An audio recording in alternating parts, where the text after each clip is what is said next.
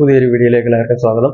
നമുക്കറിയാം നമ്മുടെ മൊബൈലിലെ സ്റ്റോറേജ് മുക്കാൽ ഭാഗം നമ്മുടെ തീർക്കുന്നത് വാട്സപ്പിന്റെ പല പല ഗ്രൂപ്പിൽ നിന്നൊക്കെ ഫോട്ടോസും വീഡിയോസൊക്കെ ഒന്നായിരിക്കും നമ്മുടെ സ്റ്റോറേജ് ഫുള്ളാക്കുന്നത്.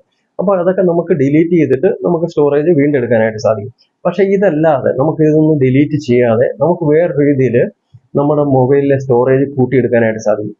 അതപ്പോൾ എങ്ങനെയാണെന്ന് ചോദിച്ചു കഴിഞ്ഞാൽ ആദ്യം തന്നെ നിങ്ങൾ അതിനായിട്ട് നിങ്ങളുടെ ക്രോം ഒന്ന് ടച്ച് ചെയ്തിട്ട് ഓപ്പൺ ചെയ്യുക. ക്രോം ടച്ച് ചെയ്തിട്ട് ഓപ്പൺ ചെയ്താൽ ഉടൻ തന്നെ ഈ മുകളിലായിട്ട് നിങ്ങൾക്ക് 3 ഡോട്ട് കാണാൻ സാധിക്കും. ആ 3 ഡോട്ടിൽ ടച്ച് ചെയ്തിട്ട് ഓപ്പൺ ചെയ്ത് കഴിഞ്ഞാൽ ഇവിടെയായിട്ട് നമുക്ക് സെറ്റിങ്സ് എന്ന് കാണാൻ സാധിക്കും.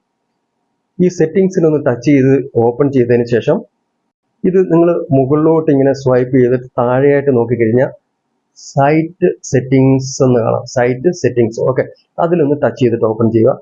ഇതിൽ നമ്മളൊന്ന് ടച്ച് ചെയ്തിട്ട് ഓപ്പൺ ചെയ്ത് കഴിഞ്ഞാൽ ഇവിടെയായിട്ട് ഏറ്റവും മുകളിലായിട്ട് ആൾ സൈറ്റ് എന്ന് കാണുന്നുണ്ട്. ഇതിൽ ടച്ച് ചെയ്തിട്ട് ഓപ്പൺ ചെയ്ത് ഉള്ളിൽ പോയാലും അതുകൊണ്ടൊക്കെ തന്നെ ഏറ്റവും താഴെ ഭാഗത്തായിട്ട് ഏറ്റവും താഴോട്ട് ഇത് സ്വൈപ്പ് ചെയ്ത് താഴോട്ട് വന്നു കഴിഞ്ഞു കഴിഞ്ഞാൽ ഈ ഏറ്റവും താഴെ ഭാഗത്തായിട്ട് നിങ്ങൾക്ക് ഇവിടെയായിട്ട് ഡാറ്റ സ്റ്റോർഡ് എന്ന് കാണാം. ഒരു 3 ലൈനോട് കൂടി ഏറ്റവും താഴെയായിട്ട് ഡാറ്റ സ്റ്റോർഡ്, ഓക്കെ, അവിടെ ടച്ച് ചെയ്തിട്ട് ഓപ്പൺ ചെയ്ത് കഴിഞ്ഞാൽ നിങ്ങൾക്ക് ഇവിടെ കാണാനായിട്ട് സാധിക്കും ഒരുപാട് ഇങ്ങനെ GB കണക്കിന്, അതായത് ഒരുപാട് നമ്മുടെ മൊബൈലിൽ സ്റ്റോർ ആയിട്ടുള്ള ഒരുപാട് വേണ്ടാത്ത ഒരുപാട് കാര്യങ്ങളൊക്കെ ഇവിടെ കിടക്കുന്നതായിട്ട് നിങ്ങൾക്ക് കാണാനായിട്ട് സാധിക്കും. അപ്പോൾ ഇത് നമുക്ക് ഡിലീറ്റ് ചെയ്യുന്നതിന് ഈ താഴെ ടച്ച് ചെയ്തിട്ട് ഡിലീറ്റ് ചെയ്യാനായിട്ട് സാധിക്കും. പക്ഷേ ഇതല്ല, ഇത് ഫുൾ കംപ്ലീറ്റ് ആയിട്ട് ടച്ച് ചെയ്ത് നമ്മൾ ഡിലീറ്റ് ചെയ്യുന്നതിന് ഈ രീതിയിലും പോകാൻ പറ്റും. ഇത് റിവേഴ്സ് വന്നതിന് ശേഷം ഏറ്റവും മുകളിലായിട്ട് വന്നിട്ട് ഇവിടെയായിട്ട് ആൾ സൈറ്റ് എന്ന് കാണുന്നില്ലേ, അവിടെയായിട്ടൊന്ന് ടച്ച് ചെയ്തിട്ട് ഓപ്പൺ ചെയ്ത് കഴിഞ്ഞ് കഴിഞ്ഞാൽ ഇവിടെയായിട്ട് നിങ്ങൾക്ക് ഒരുപാട് ഇപ്പം മറ്റേ അവിടെ കണ്ട അതിലും കൂടുതലായിട്ടായിരിക്കും നമുക്ക് ഇവിടെ ഇത് മൊത്തം എല്ലാ സൈറ്റിലെ ഇതാണ് കാണിക്കുന്നത്.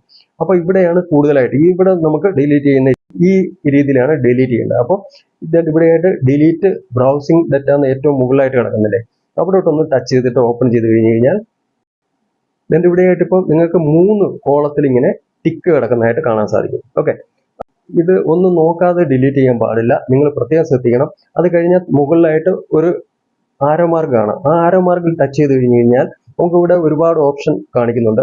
ആ ഓൾ ടൈം എന്നുള്ളതിൽ ടച്ച് ചെയ്ത് സെലക്ട് ചെയ്യുക. സെലക്ട് ചെയ്തതിന് ശേഷം നിങ്ങൾ നോക്കിക്കഴിഞ്ഞാൽ കാണാൻ സാധിക്കും ഈ കുറച്ച് മുകളിലോട്ടൊന്ന് സ്വൈപ്പ് ചെയ്ത് കഴിഞ്ഞാൽ അതിൻ്റെ ഇവിടെയായിട്ട് സേവ്ഡ് പാസ്വേഡ് എന്നുള്ളത് അതിൽ ടിക്ക് ഉണ്ടോ ഇല്ലയോ എന്നുള്ളത് നോക്കണം പ്രത്യേകം.